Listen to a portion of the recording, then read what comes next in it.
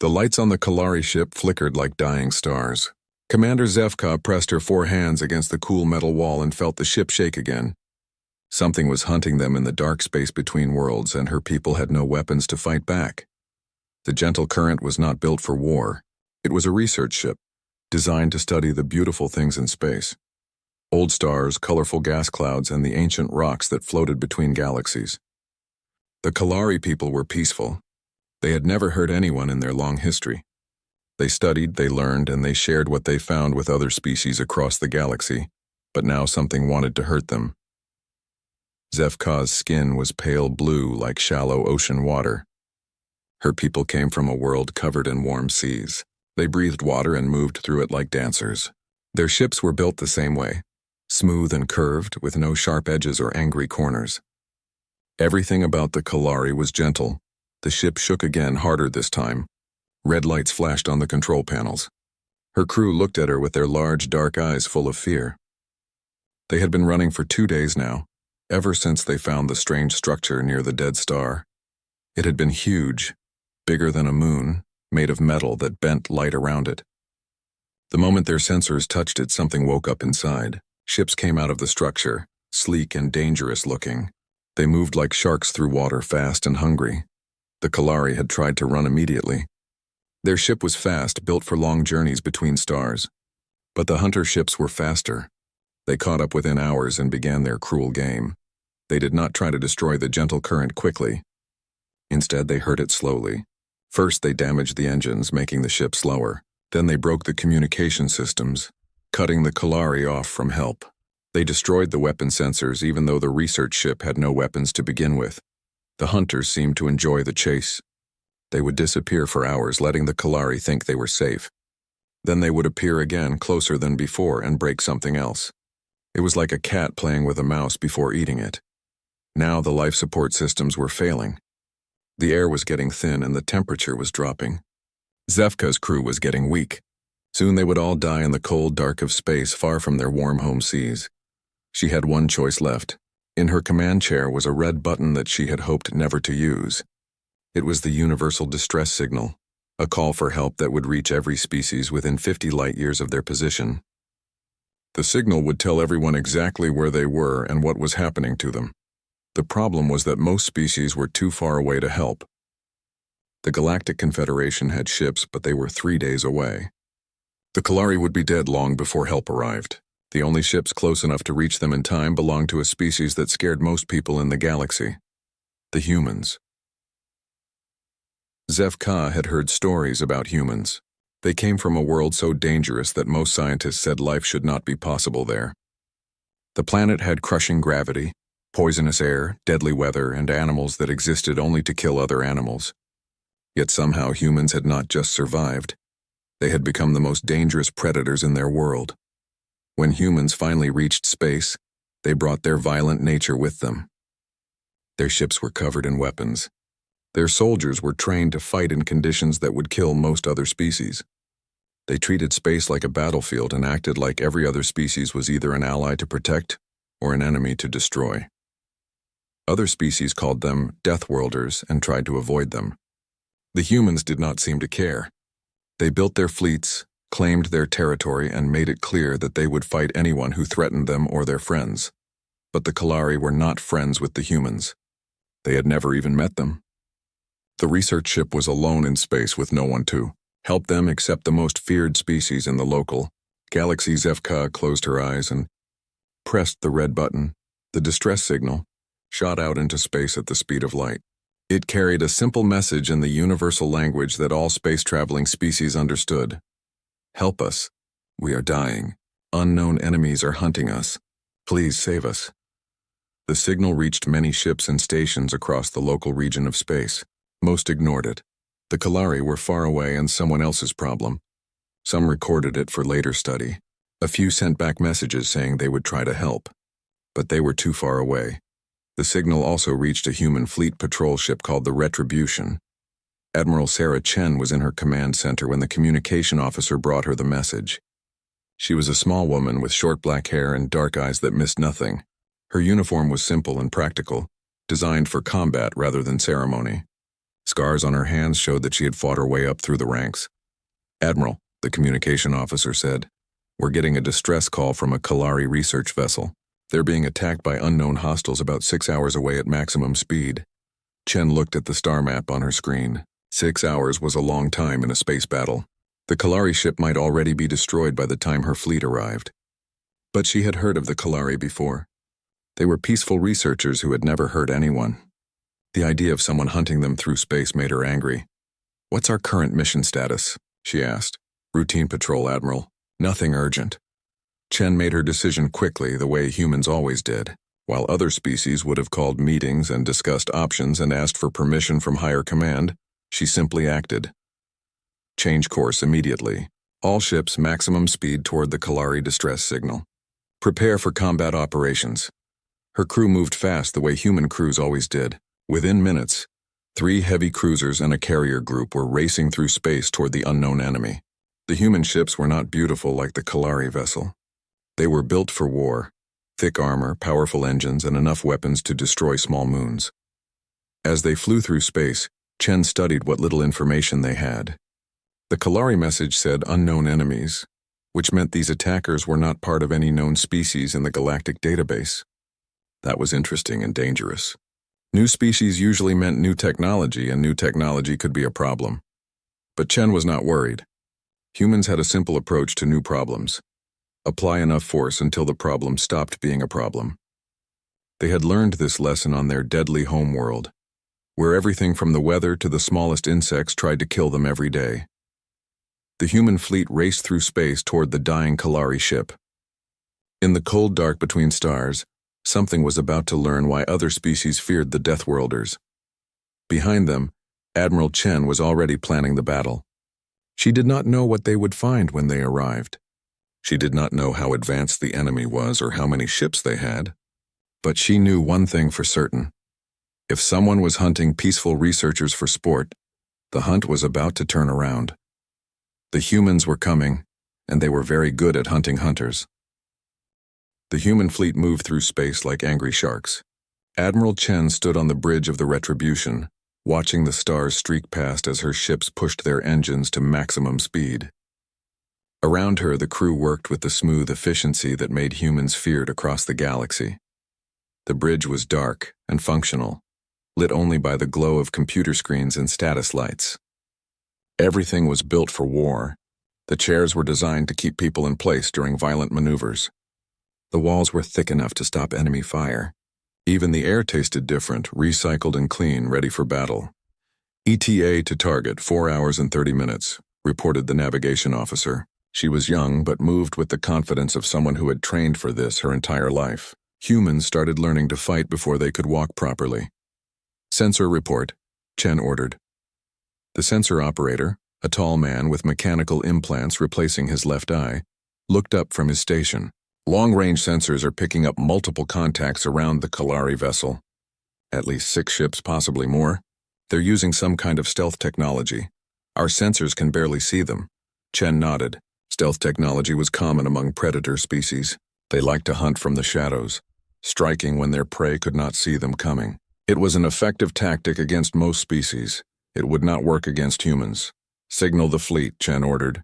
"When we arrive, we deploy in hunter formation. If these things want to play hide and seek, we'll show them how Deathworlders play that game."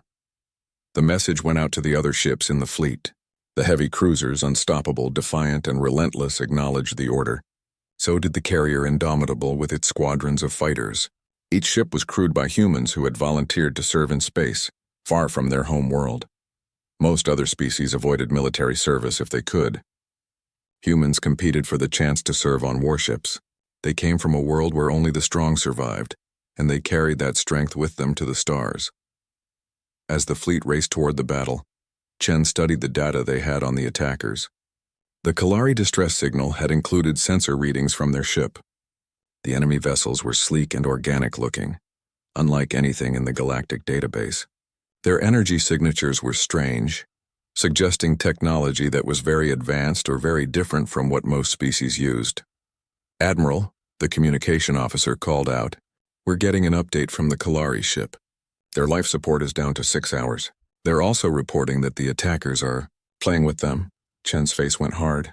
She had grown up on Earth where predators killed quickly when they were hungry. Only the worst kind of predator played with its food. The idea of someone torturing peaceful researchers made something cold and angry wake up in her chest. "How long until we're in weapons range?" she asked. 3 hours, 50 minutes at current speed. Not good enough. Signal all ships, emergency speed. Burn the engines if we have to. The fleet pushed harder, racing through space fast enough to cross a solar system in minutes. The human ships groaned under the stress, but they held together. They were built by a species that understood that sometimes you had to risk everything to save someone who could not save themselves. On the bridge of the Indomitable, Captain Maria Santos watched her fighter pilots prepare for battle. Human pilots were different from other species. Where most aliens flew their ships like careful drivers, humans flew like they were part of the machine. They could handle forces that would knock other species unconscious, and they treated impossible maneuvers like simple turns. "Captain," her wing commander reported, "all squadrons ready for deployment. The pilots are asking for permission to go weapons hot the moment we drop out of faster-than-light travel." Santos smiled. Human pilots never wanted to wait for orders when there was a fight coming. "Tell them they have permission to engage any hostile target the moment we arrive. No warnings, no negotiations. These things are hunting civilians." The message spread through the fighter bays. Pilots climbed into their small, fast ships with grins on their faces.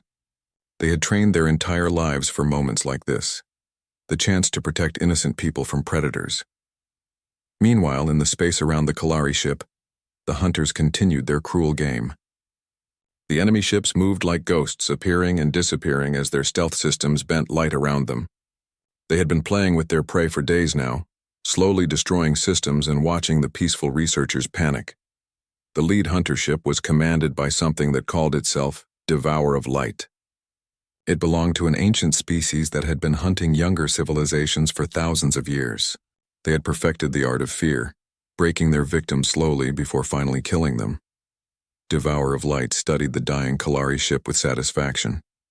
Soon it would add another species to its collection of extinct civilizations. The Kalari would join hundreds of other races that had died screaming in the dark, while the galaxy's civilized powers did nothing to help. The hunter did not know that help was coming. It had never encountered humans before, never studied their history or learned how they fought. If it had, it might have done things differently. The human fleet dropped out of faster-than-light travel at the edge of the battle zone. Immediately their sensors lit up with contacts. 6 enemy ships were visible, moving around the Kalari vessel like sharks around a wounded fish. The human ships spread out in attack formation, their weapons already charging. Admiral Chen looked at the tactical display and made her decision. Other species might have tried to communicate first, to understand who these attackers were and what they wanted. Humans had a simpler approach to the problem. "All ships," she announced over the fleet communication channel. "These hostiles are hunting civilians. You are authorized to engage with maximum force. Show them what happens when someone hunts our friends." The human ships opened fire. The first salvo lit up space like a new star being born. Plasma cannons, railguns, and missile launchers all fired at once. The humans did not aim at specific targets. They aimed at the entire area around the Kalari ship. If the enemy wanted to use stealth technology, the humans would make stealth impossible. The space around the dying research vessel erupted in fire and light. Energy beams crossed back and forth like a deadly web. Kinetic rounds moved so fast they heated the space around them. Missiles exploded in brilliant flashes, releasing clouds of metal fragments that would shred anything they touched. The hunter ships tried to maintain their stealth, but it was useless. The human attack was so intense that it created an electromagnetic storm that made hiding impossible. One by one, the sleek predator vessels were forced to drop their stealth and reveal themselves. Devourer of Light felt something it had not experienced in centuries. Surprise. These new ships fought like nothing it had ever seen. Instead of careful, precise attacks, they used overwhelming force. Instead of trying to outmaneuver their enemies, they simply filled space with so much firepower that maneuvering became pointless. The first hunter ship to fully decloak died immediately. The human cruiser, Unstoppable, hit it with a focus barrage that punched through its advanced armor like it was made of paper. The elegant vessel broke apart in a shower of metal and light. Admiral Chen watched the destruction with satisfaction. That's one down. Let's finish the rest. The battle for the Kalari ship had begun, and the hunters were about to learn why humans were called Deathworlders. The death of the first hunter ship sent shockwaves through the enemy fleet. Devourer of Light stared at the tactical display in disbelief. The elegant vessel that had taken centuries to build was now nothing but glowing debris scattered across space. These newcomers fought like no species it had ever encountered. Where most civilized races used precise, careful attacks, these creatures simply filled space with destruction. Their weapons were crude but brutally effective, designed not for elegance but for maximum damage. All ships, Devourer of Light commanded its fleet, decloak and engage. These primitives will learn what it means to face a superior species. The remaining 5 hunter ships dropped their stealth and revealed themselves in all their terrible beauty. Each vessel was a work of art, grown rather than built, with curves that seemed to flow like liquid metal. Their hulls were covered in symbols that hurt to look at directly, the marks of a species that had been killing for longer than most civilizations had existed. But Admiral Chen was not impressed by pretty ships. She had seen beautiful things before, and she had watched them burn when they threatened innocent people.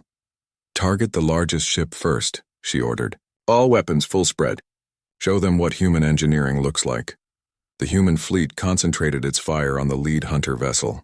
Plasma beams hot enough to melt steel struck the enemy ship's hull. Railgun rounds moving at significant fractions of light speed punched through armor that should have been impenetrable. Missile warheads designed to crack asteroid fortresses exploded against the alien vessel's shields. The hunter ship should have died. Its technology was thousands of years more advanced than anything humans possessed. Its defenses had stopped weapons that could destroy planets. Instead, it fought back. The ship's hull began to glow with an inner light. Strange energies danced across its surface as it powered weapons that existed beyond human understanding. When it fired, reality seemed to bend around the attack. The beam that reached out toward the human fleet was not made of energy or matter. It was made of pure entropy, designed to unmake whatever it touched. The attack struck the cruiser Defiant directly in the center of its hull. For a moment, nothing seemed to happen. Then sections of the ship's armor simply ceased to exist, leaving holes that led to nothing at all. But the Defiant did not die. The ship's crew, trained on a world where everything tried to kill them, responded to the impossible attack with typically human stubbornness. Damage control teams sealed the holes with emergency patches. Engineers rerouted power around destroyed systems. The ship kept fighting. Damage report, Admiral Chen demanded. Defiant has taken heavy damage but is still operational, came the reply. Whatever that weapon was, it unmade about 20% of their hull. But they're still in the fight, Chen nodded grimly. This was what made humans dangerous. They did not know when to quit. Other species might have retreated after seeing a weapon that could erase matter from existence. Humans just got angry and started shooting back harder. All ships, focus fire on that lead vessel. If it wants to show off its fancy weapons, let's see how they work when we remove the ship firing them. The human fleet concentrated every weapon they had on the lead hunter ship. The alien vessel's shields flared and sparked under the assault. Its beautiful hull began to crack and burn, but it was incredibly tough. Designed to survive battles against entire fleets, that was when Captain Santos released her fighters. The human pilots launched from the carrier Indomitable like angry wasps from a disturbed nest. Their ships were small and fast, built for one purpose: to get close to enemy vessels and destroy them from the inside. Each fighter carried enough firepower to level a city, crammed into a hull barely large enough for one person. The hunter ships tried to target the fighters with their main weapons, but the small craft were too fast and too many. Human pilots flew in ways that would have killed any other species, pulling turns that should have liquefied their bodies, flying through explosions that should have vaporized their ships. Lieutenant Jake Martinez led the first attack run. He was 25 years old and had been flying since he was 16. His ship screamed through space at speeds that made the stars blur into lines of light. "This is Phoenix Leader," he announced over the communication channel. "Beginning attack run on the big ugly ship. All wings, follow my lead and try not to die stupidly." The fighters dove toward the lead hunter vessel like a swarm of metal insects. The alien ship's point defense systems tried to stop them, filling space with deadly energy beams. But human pilots had trained for this exact situation. They wove between the attacks with inhuman skill, their ships dancing through the defensive fire like leaves in a hurricane. Martinez reached the enemy ship first. His fighters' weapons were simple compared to the alien technology, just kinetic rounds fired at very high speed. But sometimes simple was better. His shots punched through the hunter ship's hull and exploded inside, destroying systems that had taken centuries to perfect. More fighters followed, each one adding their firepower to the attack.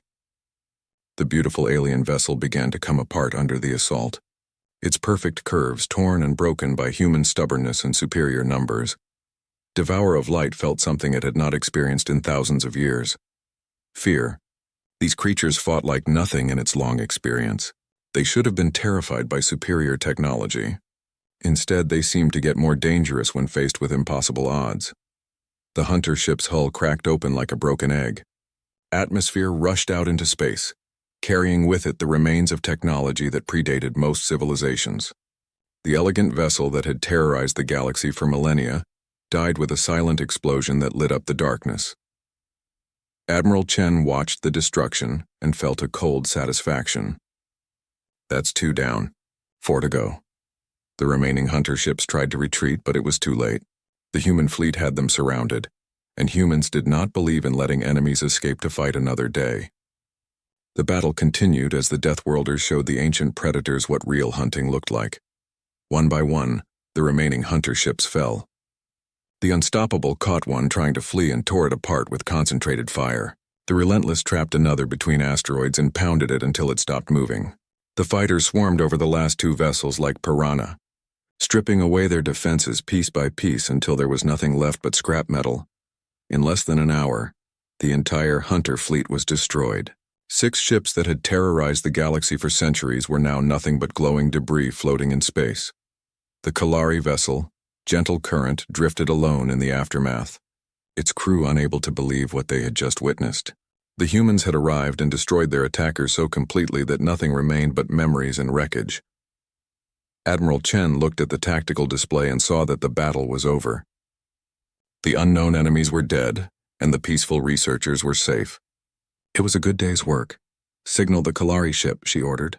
Let them know the area is secure and prepare rescue operations. I want to know who those attackers were and why they were hunting civilians. The human fleet moved toward the damaged research vessel, their weapons still charged and ready.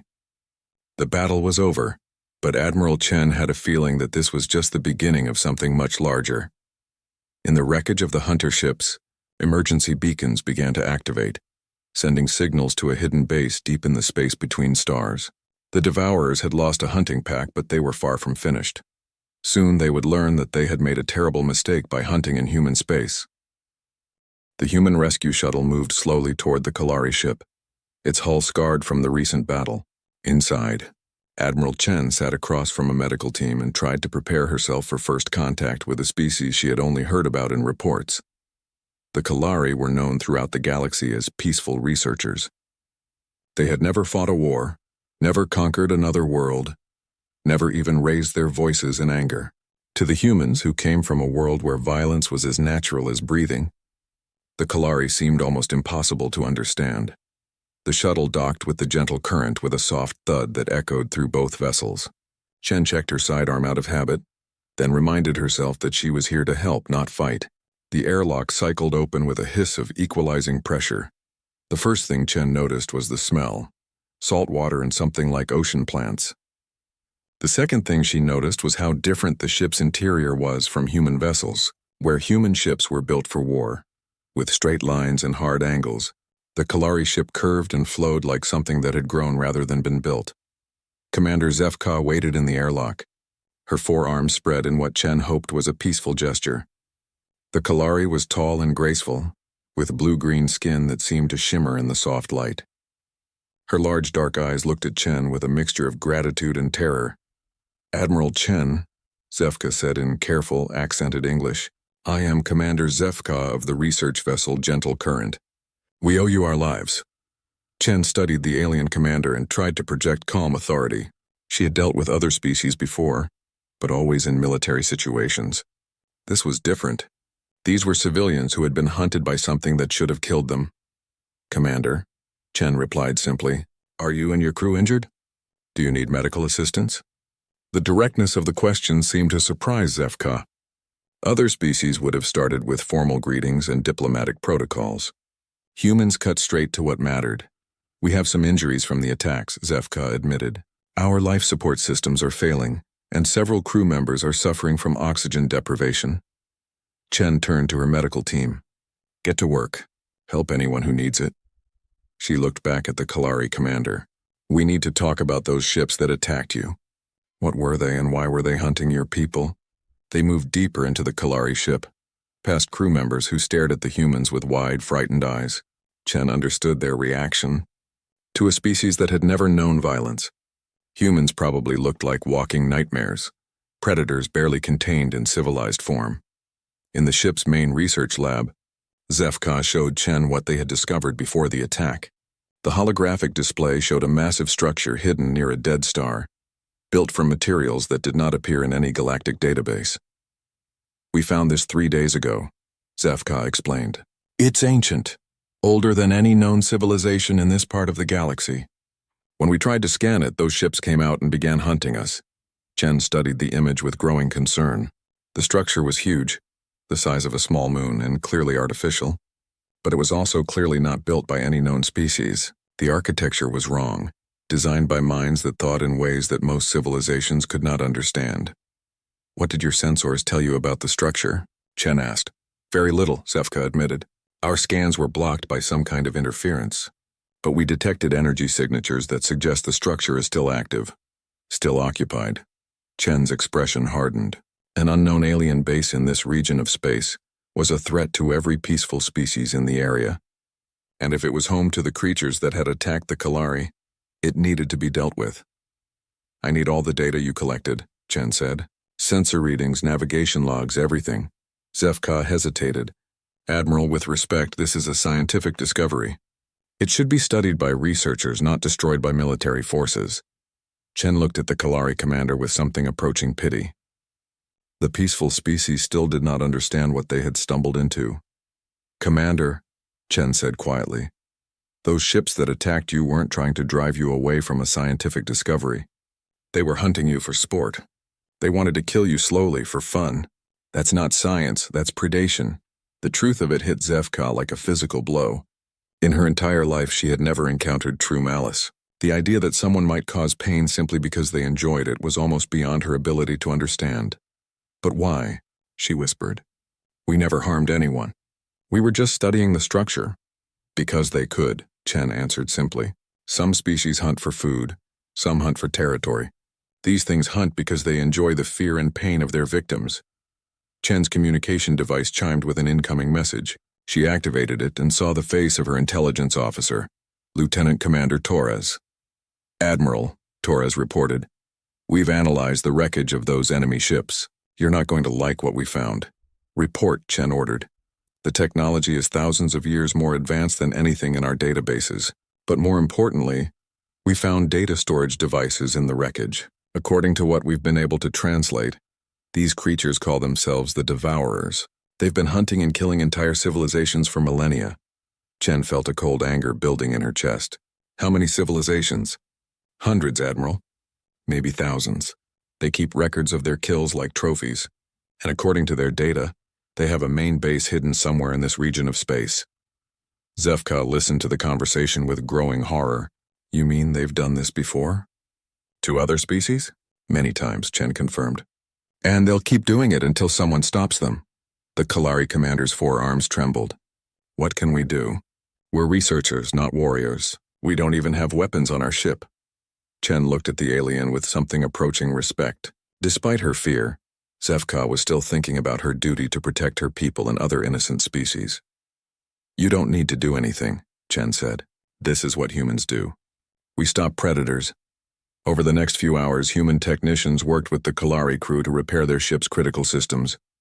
The two species were so different that cooperation should have been impossible. But humans had learned to work with many alien species over the years. The Kalari watched in amazement as human engineers fixed their damaged systems with tools that seemed designed more for destruction than repair. Everything humans built was over-engineered for survival, designed to work even when everything went wrong. As the repairs continued, Chen studied the data from the alien structure. The more she learned, the more convinced she became that immediate action was necessary. The Devourers had been killing innocent species for thousands of years while the galaxy's civilized powers did nothing. That was about to change. Chen activated her fleet communication system and addressed all her ship captains at once. "Attention all vessels," she announced. "We have confirmed the existence of a hostile alien base in this region of space. The occupants have been systematically hunting and killing peaceful species for millennia. Under human defense doctrine, this constitutes a clear and present danger to all innocent life in this region." She paused, letting the implications sink in. "We're going to find their base, and we're going to destroy it completely. Any questions?" The response came back immediately from every ship in the fleet. "No questions, Admiral. Ready to proceed on your orders." Zefka stared at Chen in amazement. The human had just made a decision that would affect the entire galaxy, and she had done it without consulting any higher authority or calling for backup. "Admiral," Zefka said carefully, "shouldn't you contact your government? Ask for orders?" Chen looked at the Kalari commander with a smile that was not entirely pleasant. "Commander, my orders are to protect innocent life and destroy threats to galactic peace. Those creatures have been killing peaceful species for thousands of years. That makes them a threat that needs to be eliminated." She stood up and checked her sidearm again. "Besides," she added, "they made it personal when they decided to hunt civilians. Humans take that kind of thing very seriously." The hunt for the Devourer base was about to begin. The human fleet moved through the darkness between stars like a pack of hunting wolves. Admiral Chen stood on the bridge of the Retribution, studying the sensor readings that would lead them to the Devourer base. Behind her, the crew worked with the quiet efficiency of predators closing in on their prey. It had taken 3 days to track down the hidden structure. The Devourers had chosen their location well. A rogue planet that had been thrown out of its solar system millions of years ago, drifting alone in the void where no one would think to look for it. But humans were very good at finding things that did not want to be found. They had learned that skill on Earth, where the best hunters could track prey through forests and across continents. In space, the principle was the same. Follow the traces, think like your target, and never give up. "Sensor contact," reported the detection officer. "Massive artificial structure bearing 27 Mark IV. Distance approximately 1 million kilometers." Chen looked at the main display as the image resolved. The Devourer base was even larger than the Kalari data had suggested. It was built inside the rogue planet itself, with sections of the artificial structure extending out from the planet's surface like metal growths. Energy readings suggested it was heavily defended and fully operational. "How many ships?" Chen asked. "Difficult to tell with all the interference, but sensor estimates suggest at least 50 vessels of various sizes. Some of them are much larger than the ships we fought before." Chen nodded grimly. This was not going to be an easy fight. The humans were outnumbered and facing technology they did not fully understand, but they had advantages that the Devourers did not expect. "Signal all ships," Chen ordered. "Prepare for assault operations. We're going in hard and fast." The human fleet had spent the last 3 days preparing for this attack. They had studied the wreckage of the destroyed Devourer ships, learning everything they could about alien technology and tactics. More importantly, they had prepared specialized weapons and tactics designed specifically for this battle. Captain Santos launched her fighters first. The small craft raced ahead of the main fleet, using their speed and stealth systems to scout the enemy defenses. What they found confirmed Chen's worst fears. The base was protected by weapons that could destroy entire fleets. "Admiral," Santos reported from the Indomitable, "the base has planetary defense systems, energy weapons that could crack moons. If we try a direct assault, they'll cut us apart before we get close." Chen had expected this. Ancient predator species did not survive for thousands of years without learning how to protect themselves. But humans had an answer for that problem. "Execute Plan Omega," Chen ordered. Plan Omega was something that only humans would have considered. Instead of attacking the base directly, they were going to attack the planet it was built inside. The human fleet spread out in a wide formation and began bombarding the rogue planet with kinetic rounds moving at significant fractions of light speed. The effect was immediate and catastrophic. Each impact released energy equivalent to a nuclear weapon. But more importantly, the impacts destabilized the planet's structure. The Devourer base, built inside the planet, began to shake apart as earthquakes tore through the artificial caverns and tunnels.